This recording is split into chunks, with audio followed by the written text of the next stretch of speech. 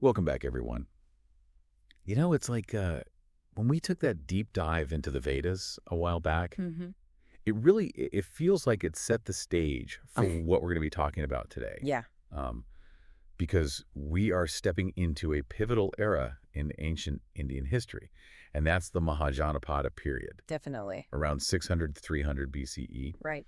So before we get too far, let's Yeah. just quickly touch on some of those key concepts that we talked about from the Vedas. Okay. Brahma, the ultimate reality, Right. Atman, Yeah. the individual self or soul, Yeah. Dharma, that idea of duty and righteousness, and then Karma, Of course. the whole concept of action and its consequences. Yeah, all of those ideas that originated in the Vedic period continued to resonate. Yeah. But their interpretation and application evolved as India entered this new era. So, okay, let's get into this Mahajanapada period. Okay. And well, I guess we're talking about these powerful kingdoms emerging, right? Yeah, think of it as ancient India on the verge of this massive transformation. So you have settled agriculture really taking root. Cities are buzzing with new activities, Right. and you've got these new ideas about leadership and spirituality that are challenging those old ways. Okay, so what was happening with these kingdoms? What's going on here? So as agriculture flourished and settlements grew, these great countries, and that's actually the literal meaning of Mahajanapadas, Wow. rose to prominence across northern India. Right. 16 major kingdoms, each with their own distinct political structure and Right. culture, Okay. emerged, creating this really complex web of alliances, Okay. rivalries, and power struggles. 16. Yes. That's a lot. It is. So are they constantly at war with each other?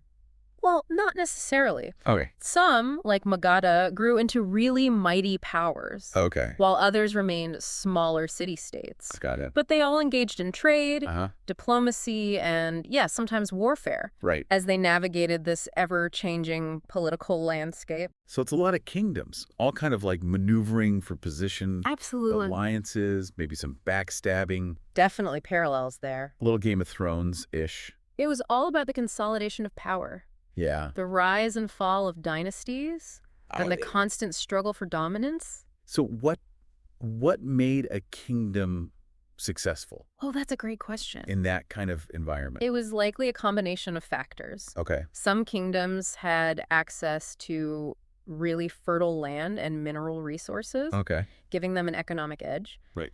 Others had strong leaders Uh-huh. who could unite their people Yeah. and build powerful armies. Makes sense. And then you can't forget about the intangible element of cultural influence and soft power, Yeah. which can be just as potent. So it sounds like this whole Mahajanapada period Yeah, was just this like melting pot of innovation and change absolutely. politically, but like you were saying, even in terms of ideas and beliefs. You're absolutely right. This era wasn't just about territorial conquest and political maneuvering. Yeah. It was also a time of intense intellectual and spiritual ferment, Okay. a period that witnessed the birth of new ways of thinking about the world and our place in it. And that brings us to Buddhism and Jainism, right? Yes. These new spiritual paths that really emerged during this time. Yeah. Amidst this backdrop of shifting political powers and evolving social structures, Right. you have these spiritual teachers like Mahavira Okay. and Siddhartha Gautama, who we know as the Buddha. Right. They began to challenge the traditional Vedic beliefs and rituals. And so we have these two figures, Mahavira and the Buddha, Yeah. emerging at a time when people are already kind of questioning things. Yeah. What was it about their teachings that was so different? Well, their teachings offered something radically different from the Vedic traditions. Okay. Buddhism, for instance, with its focus on individual enlightenment Okay. and its emphasis on the Four Noble Truths Right. and the Eightfold Path, offered this path to liberation from suffering. Okay. And that appealed to people across social classes. So it sounds like a real game changer. It was. Yeah. And Jainism, founded by Mahavira, presented a different but equally compelling path. Okay. It emphasized the principles of nonviolence, Mm-hmm. ahimsa, Yeah. and asceticism, Okay. attracting a really devoted following, Okay. especially among merchant classes. So you have these two distinct but very powerful spiritual paths Yes. that are emerging during this time of immense change. Right. So I guess the question is, how did those teachings differ from the Vedic beliefs? Yeah. And what specific aspects of this changing social landscape Mm-hmm. really made people receptive to these new ideas? Yeah, those are great questions. That's what we're going to be talking about next time. Let's do it. We come back for part 2. Looking forward to it. So we were talking about these 2 new spiritual paths, Buddhism and Jainism, and how they were gaining traction during this Mahajanapada period. Let's dig into how they really differed from those Vedic traditions. It's fascinating, isn't it? Yeah. You have this backdrop of the Vedas, Right. with their emphasis on ritual sacrifice, the authority of the Brahmins, Yeah. and that complex caste system. And then these new teachers come along challenging all of that. Exactly. Right. Buddhism, for example, directly challenged the caste system. Really? Yeah, the Buddha taught that enlightenment was attainable by anyone, regardless of their birth or social status. That's huge. It was revolutionary. Yeah. So you can imagine that was incredibly appealing to those who felt marginalized or restricted Yeah. by that rigid social hierarchy. Right. And like we talked about before, that Vedic emphasis on ritual sacrifice, Right. often involving animals. Exactly. Both Buddhism and Jainism rejected this. Mm-hmm. So this focus on nonviolence, ahimsa, has really deep roots Precisely. in these Yeah. traditions. Jainism in particular took this to heart, Yeah. advocating for extreme nonviolence, not just towards humans, Yeah. but all living beings. It sounds like these new spiritual paths were really reflecting some of those broader changes happening in society. That's a great point. Yeah. Remember we talked about the rise of cities Right. and that growing merchant class Mhm. during the Mahajanapada period? Yeah.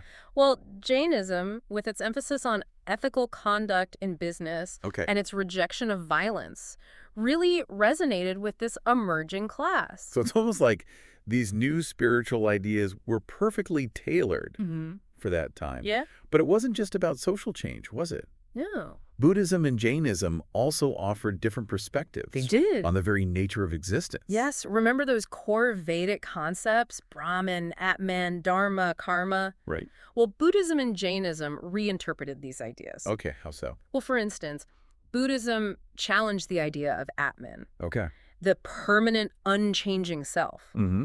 The Buddha taught the concept of anatta, or non-self, suggesting that the self is constantly changing Okay. and impermanent. So a more dynamic view Exactly. than that static eternal soul Right. from the Vedic tradition.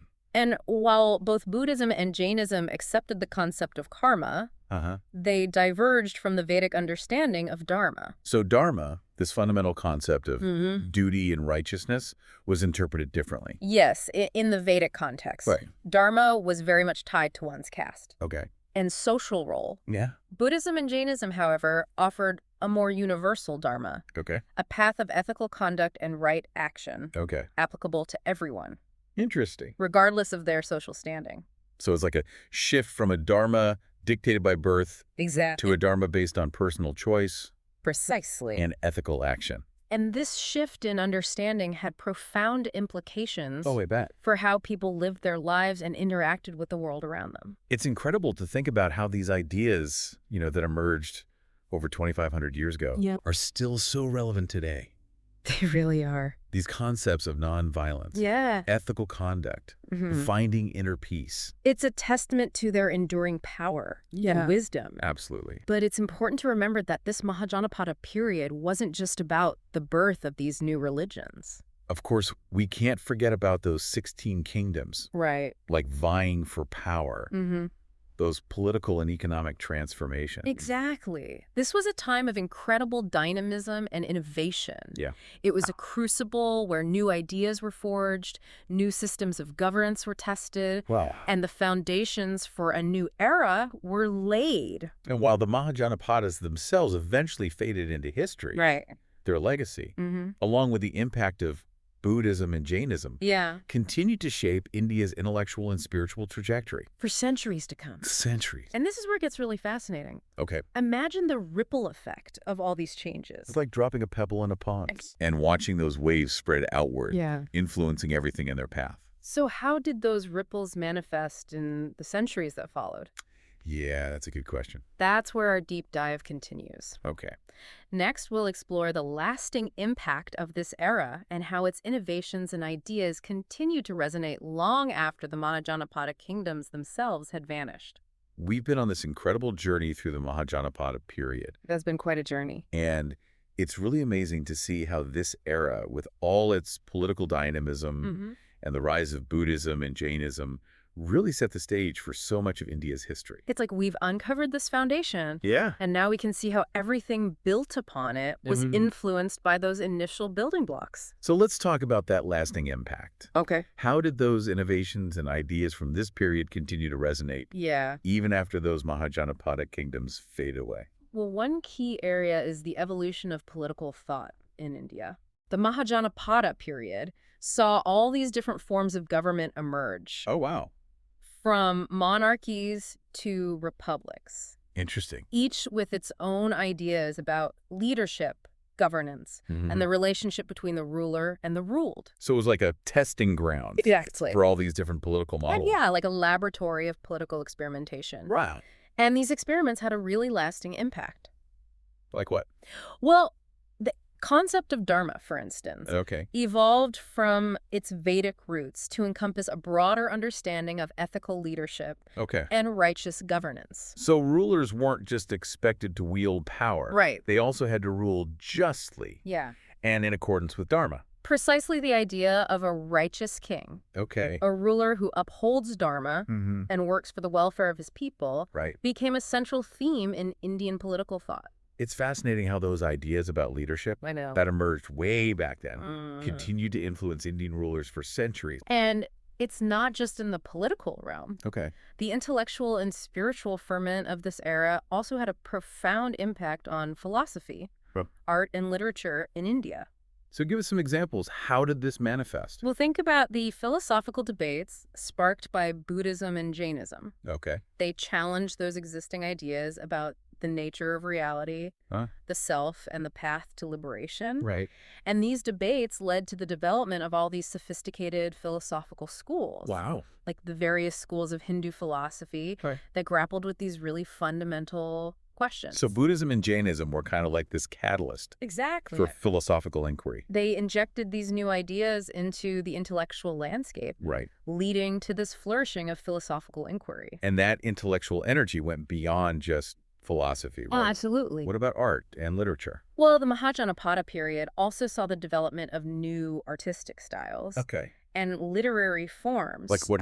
Well, think about those magnificent stupas Okay. and cave temples Yeah. built to house Buddhist relics. Right. They showcase some incredible architectural and artistic achievements. It's amazing to think about those structures, built thousands of years ago, Yeah. still standing. A testament to the creativity and skill of the people of that era. And we can't forget about literature. Of course not. Yeah.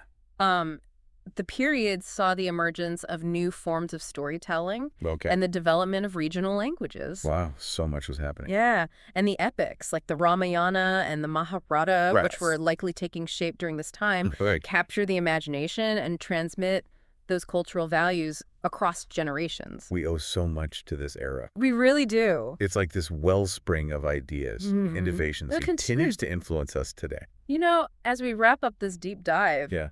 I'm struck by the interconnectedness of everything. Yeah. The political transformations, the economic shifts, the emergence of new spiritual paths, the flourishing of art and literature. It all comes together. It all weaves together to create this vibrant tapestry of change and innovation. It's like history is not just a collection of isolated events. Right. It's this ongoing story. It's a flow of ideas and influences that shapes who we are. And how we understand the world. Exactly. And the Mahajanapada period, with its enduring legacy, Right. is a crucial chapter in that story. It has been an incredible journey exploring this pivotal era in ancient Indian history. Yeah. The rise of those powerful kingdoms, the birth of those new spiritual paths, the flourishing of art, literature, philosophy. It's a period that continues to fascinate Yeah. and inspire, Definitely. reminding us of the enduring power of ideas Yeah. and the interconnectedness of the human experience. And that's the beauty of these deep dives.